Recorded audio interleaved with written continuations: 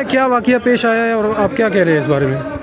ہم لوگ اسلام آباد سے روانہ ہوئے ہیں. یہ روٹس آتے ہیں, اس کے بعد آپ کو پتہ ہے یہ روٹ صرف آپ کے پشتون اور بلوچ بیلٹ کو ٹچ کرتا ہے. جیسے کہ ریسنٹلی آپ نے دیکھا واقعہ ہوا آپ کے پشتون بیلٹ کے ایریاز میں اور آپ کے دو ایریوں میں, جہاں پر آپ لوگوں نے جہاں پر رویا گیا کہ خاص ایک ٹارگٹ ایک نام لیا گیا ہے کہ ہمارے اردو اسپیکنگ بھائی جو تھے, ہمارے جو پنجابی بھائی تھے, ان کا قتل عام ہوا.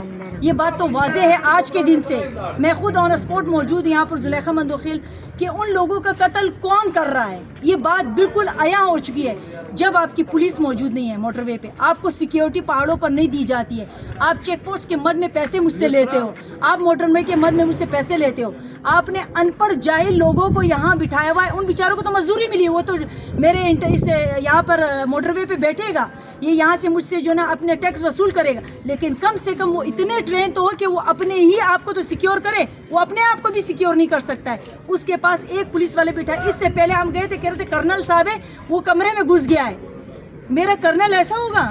میرے بجٹ میں سے میرے عزیز و اقربا کے ہمارے پورے پاکستان کے خون چوس کر ہم اس کو پیسے دیتے ہیں سیکیورٹی کے مد میں, جہاں پر اس کی ٹریننگ کی جاتی ہے. وہ کرنل ہم سے چھپ گیا. دو باہر میرے ہی بھائیوں کو کھڑا کر دیا, تو وہ میرے پشتون بھائی. اب ان سے کیا لڑنا, وہ خود غریب لوگ ہیں, وہ خود اس مت میں آ جاتے ہیں کہ وہ اس چیز کو برداشت نہیں کر سکتے. پھر کہتے ہیں عوام نے غلط کیا, آپ نے عورتوں کے کانوں سے بالیاں کھینچی ہے, بچے ان کے گود میں روئیں, لڑکوں کے محنت کی کمائی, ان کا ایک موبائل ہوتا ہے جس سے وہ اپنا روزگار سسٹم چلاتا ہے, اپنا ڈسٹنس کور کرتا ہے, اپنی دنیا سے کنیکٹ رہتا ہے, جہاں پر وہ اپنی فیملی کو اپنی سیکیورٹی سے آگاہ کرتا ہے. وہ بہت محنت سے کماتا ہے.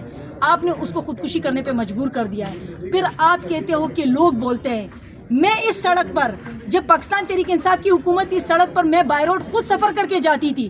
فورٹ منڈرو سے لے کر میں رکھنی جاتی تھی, رکھنی سے ہوتے ہوئے میں آپ کے رکھنی کے باقی ایریوں میں اپنے کام کر کے اس کے بعد میں جوب جاتی تھی, جوب سے میں جلی جاتی تھی, غزدار سے میں گوادر جاتی تھی.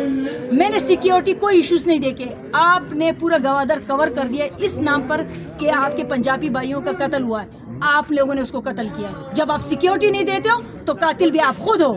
آج اگر ان میں سے کسی کا قتل بھی ہو سکتا تھا, کوئی ریزسٹ کرتا اگر چوری کے دوران, تو اس کو تو قتل کر دیا جاتا.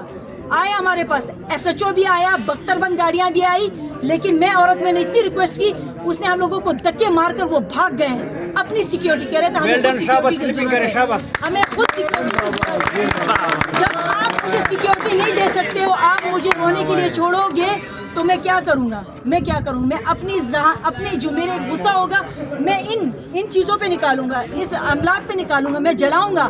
پھر کہتے ہو جنا ہاؤس جل گیا ہے, تو آپ نے جلانے پہ مجبور کیا ہے.